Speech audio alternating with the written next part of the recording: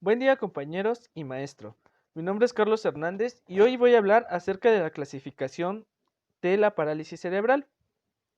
Como primer punto quisiera tomar en cuenta a estos dos autores que fueron parte para tomar una definición de lo que conocemos ahora como parálisis cerebral.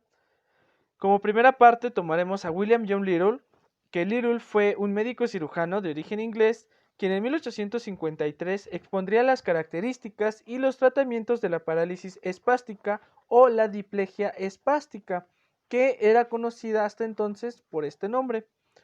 Little definía como un desorden motor aparecido antes de los 3 años debido a una lesión neurológica que no iba a ser progresiva, pero que sí interfería en el desarrollo del cerebro. Little va a describir de la siguiente manera observaciones que tenía en los niños con parálisis cerebral, como una rigidez en los espasmos de los tétanos y la distorsión de sus extremidades en recién nacidos. Hasta este momento se cambió el nombre y se le conoció como síndrome de Little, pero hasta 1889 fue que William Osler, entre sus investigaciones, decidió acuñar el término a parálisis cerebral. La parálisis cerebral ha sido conocida y es conocida de diferentes nombres. Por ejemplo, el síndrome de Little, parálisis cerebral, hándicap motor cerebral, incapacidad motora. Pero es importante señalar que dichos términos no significarán lo mismo. Por ejemplo, el síndrome de Little se refiere únicamente a la inmovilidad de ambos miembros inferiores, aunada a otro problema de menor grado. En cambio, la parálisis cerebral corresponde a una lesión permanente por causas cerebrales que afectará el movimiento y otras complicaciones asociadas, como lo serán problemas visuales, auditivos, de lenguaje, etc. Aun cuando la parálisis afecta el movimiento muscular, es importante destacar que no está causada por problemas en los músculos o los nervios, sino por anormalidades dentro del cerebro que van a interrumpir al mismo en controlar el movimiento y la postura. Dicha lesión se presentará en un cerebro inmaduro. Esto quiere decir que el problema puede surgir durante la gestación, en el parto o en los primeros años de vida del menor, lo cual nos lleva a hablar de los factores de riesgo prenatales, como lo son las infecciones. Una infección durante el embarazo contraída por la madre, como se lo serán la rubiola, la citomegalovirus, una infección que es vírica moderada, y la toxoplasmosis, que es una infección parasítica y puede producir daño en el cerebro y generar la parálisis cerebral. También otra de las causas puede ser que el feto no reciba suficiente oxígeno. Por ejemplo, si la placenta no funciona de forma adecuada o se desgarra la pared del útero antes del parto. También existen complicaciones metabólicas o factores de riesgo metabólicos como lo son la hipoglucemia o alteraciones de la tiroides, y las tóxicas, que son el consumo de alcohol, de drogas, de inhalación de cocaína, cualquier cosa que afecte el sistema nervioso. Pasamos a las causas perinatales, que estas van a ser, por ejemplo, una prematuridad que se da aproximadamente entre el 20% de los bebés, y estos bebés van a pesar menos de 1,5 kg y tendrán hasta 30 veces más probabilidades de desarrollar la parálisis. Muchos de estos pequeños padecerán hemorragias cerebrales que van a dañar el tejido cerebral y van a desarrollar una leucomalacia preventricular, es decir, que esta desnutrición de las neuronas va a ser debido a un daño cerebral y va a producir un reblandecimiento en la sustancia blanca del cerebro. Otro de los factores puede ser un embarazo o parto múltiple, que son situaciones de alto riesgo debido a que se pueden dar de las dos circunstancias, la prematuridad, debido al exceso de volumen en el abdomen de la madre y la afectación en el desarrollo fetal de uno de los 2 hermanos o más hermanos. Puede existir un sufrimiento fetal agudo, que son traumatismos durante el parto, como son la anoxia en partos prolongados o la compresión venosa. Hasta hace poco los médicos atribuían que la mayoría de los casos de parálisis cerebral se debían a la anoxia, pero durante un parto difícil. También lo podrán ser enfermedades de la sangre, como la incompatibilidad del RH que tiene la madre con la del feto, y esta puede producir casos graves de ictericia y daño cerebral, por lo cual pues también va a causar una parálisis cerebral. Pasando a riesgos postnatales, se podría decir que son prácticamente los mismos que los prenatales, solo que cerca del 10% de los niños que van a adquirir esta parálisis después del nacimiento. Igual hablamos de infecciones como lo son la rubiola, la varicela, entre otros. Metabólicas, igual ya habíamos hablado, que era la hipoglucemia, la hipocalcemia y deshidrataciones agudas. Igual por traumatismos, por cualquier golpe en la cabeza, a cualquier hemorragia, etc.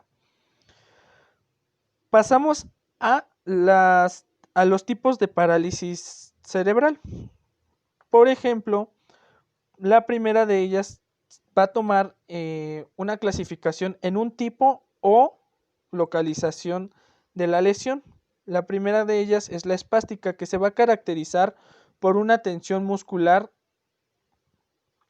y esta se va a encontrar en la motoneurona superior, es decir, esta llevará el impulso nervioso desde la corteza cerebral hasta la médula espinal.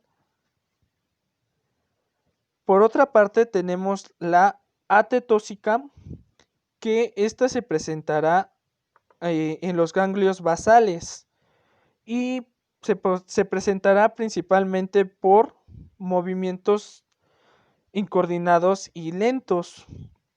Esta pasa de una hipertonía a una hipotonía, lo cual va a haber movimientos no controlables y afectarán principalmente a manos, pies, brazos y piernas, y en algunos casos pueden afectar los músculos de la cara y de la lengua, lo que provocará muecas o babeo.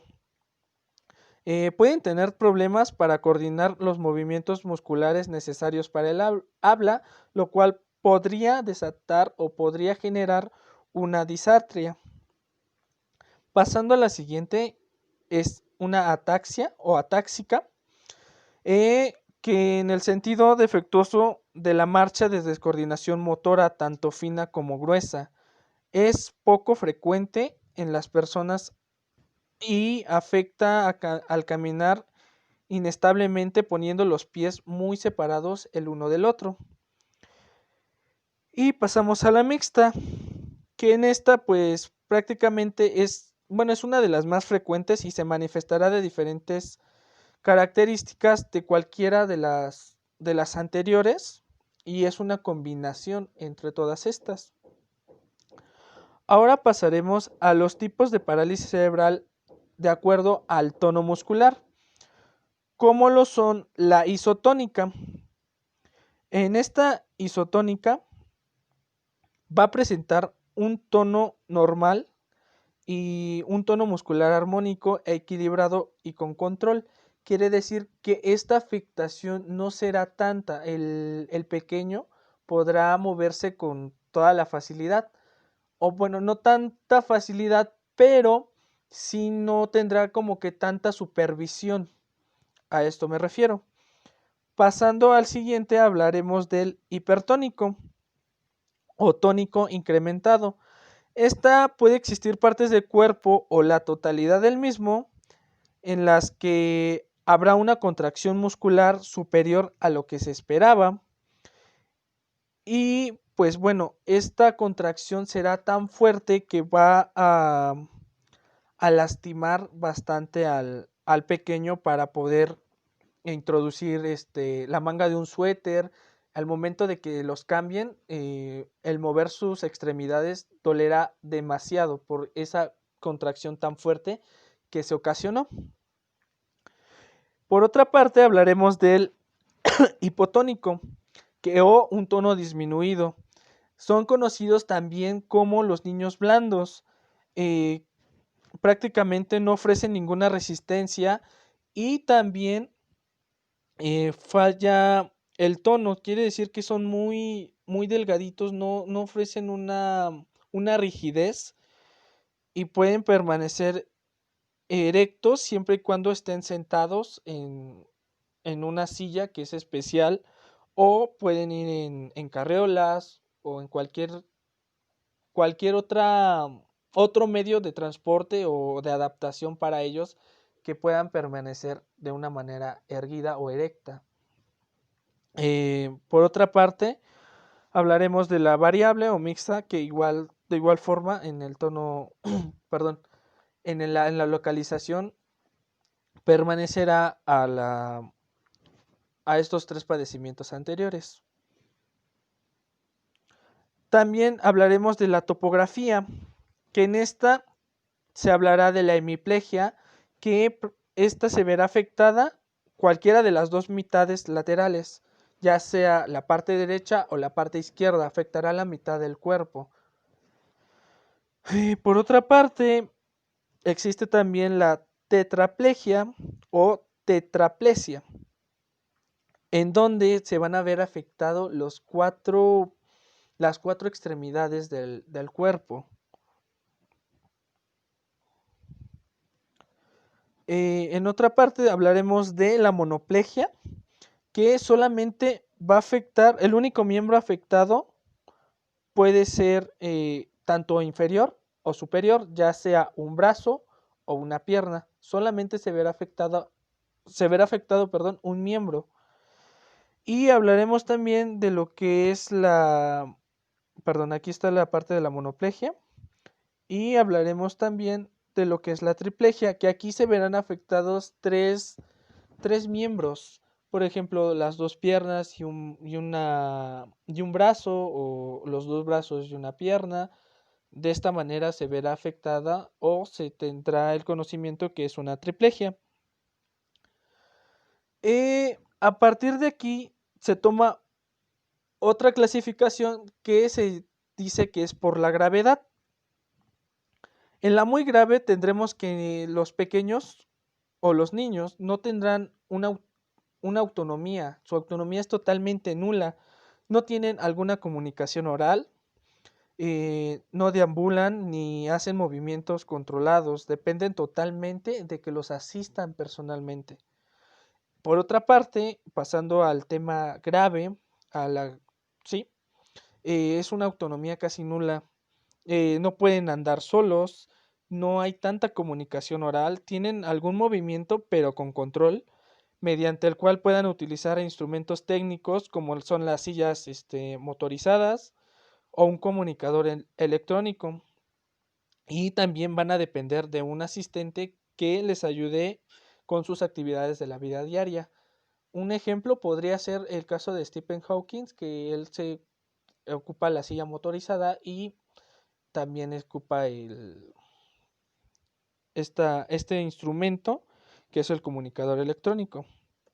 Pasaremos a la moderada, que aquí presentará cierta autonomía, pero sí es necesario que lo estén vigilando.